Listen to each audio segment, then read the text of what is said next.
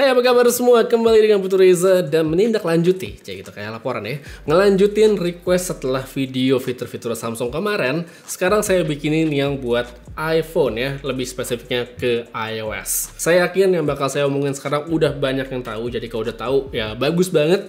Tapi kalau belum, ya bagus juga, berarti video ini ada gunanya. By the way, sama seperti Samsung kemarin, saya nggak yakin semua fitur ini ada di handphone kamu secara lengkap. Untuk sampelnya di sini saya pakainya iPhone 12 Pro ya, jadi rilisan baru, jadi semoga lengkap. Dan ya, semoga ada juga di handphone kamu opsi-opsinya. Oke, saya mulai dulu dari yang remeh-remeh, yaitu keyboard, yang tiap hari kita pakai, tapi nggak semua tahu fiturnya. Pertama adalah soal kursor ya, belum banyak yang tahu. Kalau dengan menahan spasi, kita bisa mengubah deretan huruf-huruf ini menjadi semacam trackpad buat gerakin kursornya.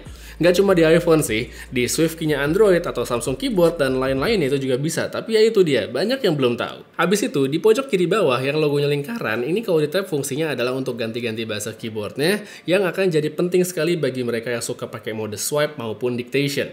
Habis itu, kalau ditekan dan ditahan, selain setting bahasa, di sini juga ada untuk mengatur orientasi keyboard. Mau yang bener-bener di tengah, mau digeser ke kiri atau kanan sedikit, itu bisa sesuai kebutuhan. Guna banget untuk ngetik satu tangan di iPhone yang ukurannya besar. Sekarang kita pindah ke soal multitasking. Buat iPhone yang masih ada tombol home, saya nggak tahu ya bisa atau nggak. Tapi buat iPhone yang generasi baru yang udah pakai notch dan udah nggak ada tombol home, swipe ke atas lalu ditahan sebentar adalah cara untuk ngebuka menu multitasking kayak gini. Udah banyak yang tahu kan? Tapi nggak banyak yang tahu kalau dengan hanya swipe kiri dan kanan di daerah tengah, kita sebenarnya bisa dengan mudah pindah-pindah aplikasi dengan cepat dan ini berguna banget. Kemudian sekarang kita ke bagian home screen. Kalau kita swipe ke bawah, maka akan muncul spotlight alias kolom search yang biasa dipakai untuk nyari aplikasi atau semacamnya.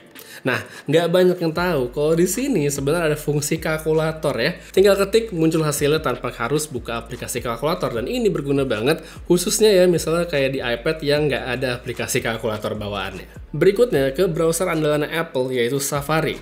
Fiturnya sederhana banget tapi nggak banyak yang tahu yaitu buat nyari kata di suatu halaman yang lagi kita baca. Kalau di PC biasanya kita pakai Ctrl F buat melakukan fungsi yang ini. Caranya gampang banget, tinggal ketik kata yang kamu cari di tempat nulis URL dan lihat di opsi paling bawah yang labelnya on this page.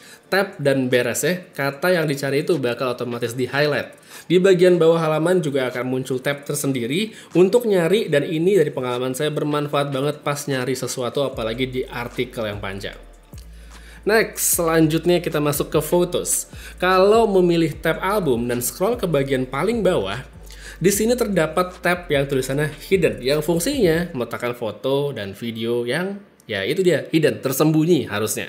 Tapi anehnya, secara default ini tuh nggak tersembunyi foldernya, kelihatan begitu aja ada yang tulisannya hidden.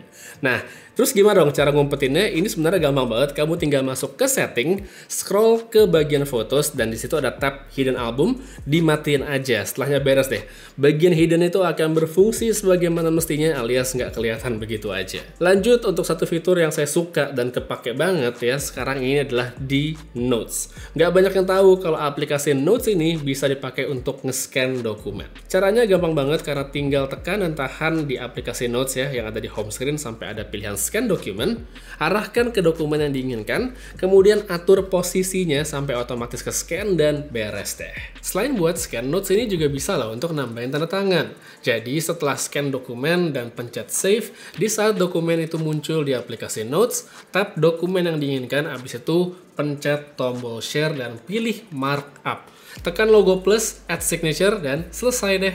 Terakhir, untuk bagian suara-suara, di sini ada 3 hal yang mau saya share. Pertama, di aplikasi voice recorder.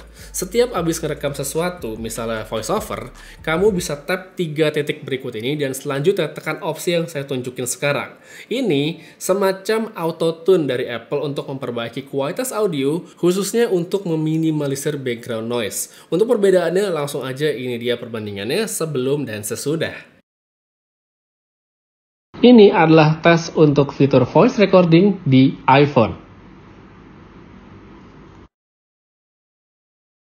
Ini adalah tes untuk fitur voice recording di iPhone. Habis itu, kita masuk ke yang namanya Music Recognition. Ini simple juga sebenarnya, tapi berguna banget pas pengen tahu judul lagu yang kamu dengar. Misalnya, kamu lagi nonton vlog, terus lagunya enak dan penasaran judulnya apa, tinggal pakai fitur ini buat nyari. Cara aktifinnya gampang banget, tinggal masuk ke setting, cari control center, dan tambahin Music Recognition. Setelah aktif, tiap kali butuh cari lagu, tinggal tarik control center dan pilih Music Recognition-nya. Dan satu lagi masih soal suara, yaitu Sound Recognition. Pilihannya ada di bagian Accessibility dan ya ini dia tulisannya Sound Recognition. Setelah aktif, kita bisa pilih suara apa yang mau dideteksi. Contoh, misalnya kalau saya pilihannya di sini adalah bell atau ketukan pintu. Nanti setiap ada suara di kategori tersebut, iPhone otomatis akan ngasih notifikasi. Ini tuh berguna banget kalau buat saya, khususnya misal lagi ngedit, terus pakai headset kan biasanya nggak bisa denger tuh. Terus ada abang paket datang atau ada yang mencet bell, saya bisa tetap aware dan tahu tanpa harus ngedenger langsung karena akan dikasih tahu sama iPhone. Jadi kalau buat saya ini fiturnya berguna banget, tapi berguna atau enggak sama kamu ya balik lagi ke kebutuhan masing-masing. Untuk sekarang kayaknya itu aja sih yang bisa saya omongin tentang sedikit fitur-fitur kecil dari iPhone ya. Untuk sekarang mungkin nanti kalau ada lagi saya bikin part 2, part 3, dan part selanjutnya kalau emang ada. Tapi untuk sekarang segitu aja dulu, dan berapa banyak fitur yang ada di handphone kamu, berapa banyak yang udah kamu tahu dan belum kamu tahu setelah nonton video ini, tuliskan aja pada kolom komentar di bawah. Untuk sekarang, terima kasih banyak nonton sampai habis. Putra Reza pamit, sampai ketemu lagi di video berikutnya. Jaga kesehatan selalu dan seperti biasa, have a nice day.